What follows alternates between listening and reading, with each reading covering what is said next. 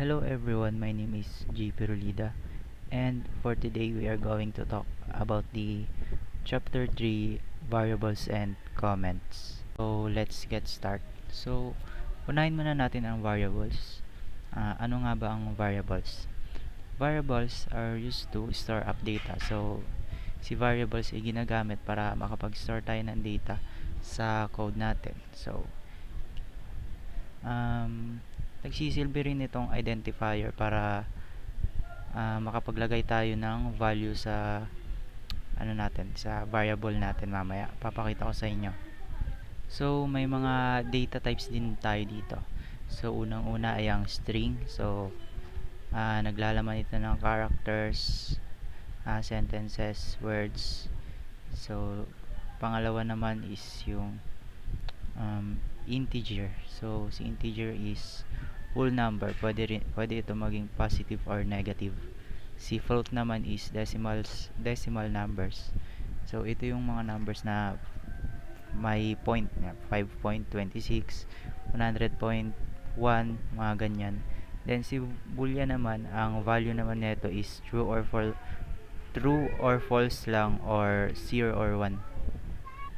Kung makikita nyo sa baba, meron tayo ditong syntax na identifier equals value. So, yung identifier natin dyan, siya yung variable natin. Yung tinatawag natin is yung variable name. Then, yung value naman, ito naman yung mga data types, kung anong klase ng data types yung value natin. So, ano nga ba si identifiers? So, the identifiers is the name of the variable which the user decides to choose. So, ito yung pinapangalan natin sa variable natin para ma-identify natin siya. Example dito yung sa syntax sa baba is yung identifier natin dito is yung food equals yung value ng identifier natin is banana, which is string. Tandaan rin natin kapag ka string is meron siyang double quotation mark. Yan, tapos yung drink, identifier din siya, equals value of string, yung water. So, ayan ang ibig sabihin ng identifier. Next naman natin pag-usapan is kung paano natin siya mapiprint out, yung identifier natin, or yung tinatawag nating variable name. So kapag ka magpiprint tayo ng variables, gagamit tayo dito ng print double parenthesis. So, yung print double parenthesis, it is used to display something in the console. So, paano nga ba natin maipiprint yung variables natin? So, kung makikita natin dito sa screen, yung syntax, ito may nakalagay na print double parenthesis, then yung variable name natin, which is yung fruit. So, kapag kaniran natin yan sa ano natin, sa console natin, ang lalabas na output dyan is yung banana, kasi ang value ng fruit natin is banana, which is string.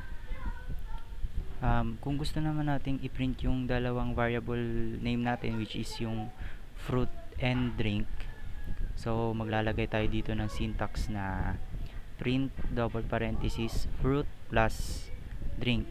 So, ang magiging output nun is banana water. Wala siyang space. So, kung tinatanong nyo kung paano natin siya lalagyan ng space, then papakita ko sa inyo kung ano yung syntax na kailangan natin gawin.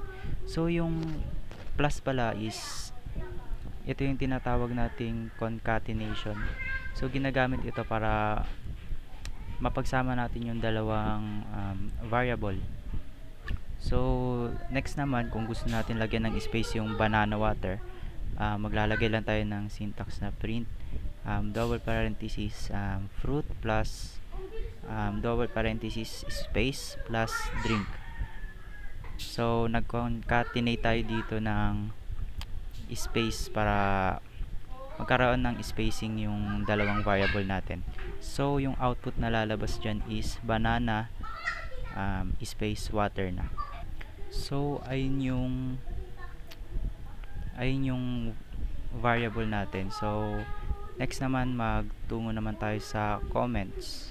So, ano nga ba ang comments? Comments, the conclusion of inclusion of short descriptions along with the code to increase its readability. So, si comments din, nagbibigay din siya ng additional information sa code natin para mas madali natin itong maintindihan.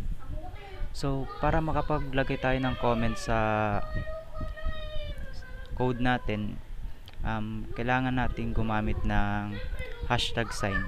So, kung titignan nyo dito sa string, meron tayong syntax dito na para ma-identify natin yung block of codes natin or yung variable natin dito sa screen. So, nakalagay dito hashtag first name of the users, tapos yung dito yung code natin which is yung fname ito yung fname natin, ito yung variable name equals string value natin na jp, which is yung value natin para sa variable name natin. Then pangalawa naman is yung last name of the hashtag last name of the user, lname, yung variable name natin equals yung value natin Rolida. Then sa pangatlo naman, hashtag age of the user. Then sa baba niya is yung variable name na age equals yung value natin na integer na 19. So ayun lang, para makapaglagay tayo ng comment sa code natin, just simply use the hashtag sign. So ayun lang yung explanation ko about sa chapter 3, variables and comments. Thank you.